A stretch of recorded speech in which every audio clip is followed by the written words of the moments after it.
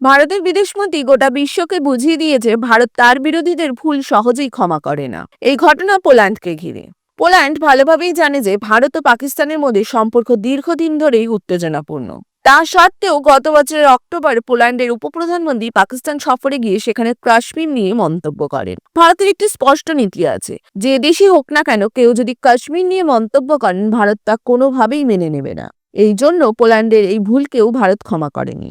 2025-এর 19শে জানুয়ারি পোল্যান্ডের উপপ্রধানমন্ত্রী ভারত সফরে আসেন। তিনি ভারতের বিদেশমন্ত্রী ডক্টর এস জয়শঙ্করের সঙ্গে সাক্ষাৎ করেন। সেই বৈঠকে ডক্টর জয়শঙ্কর পোল্যান্ডকে তাদের ভুলের কথা মনে করিয়ে দিয়ে বলেন, শুধুমাত্র ভারতকে লক্ষ্য করে মন্তব্য করা অন্যায্য ও অনুচিত। পাশাপাশি তিনি বলেন, দক্ষিণ এশিয়ার সীমান্ত পারে সন্ত্রাসবাদের সমস্যা সম্পর্কে পোল্যান্ড ভালোভাবেই অবগত।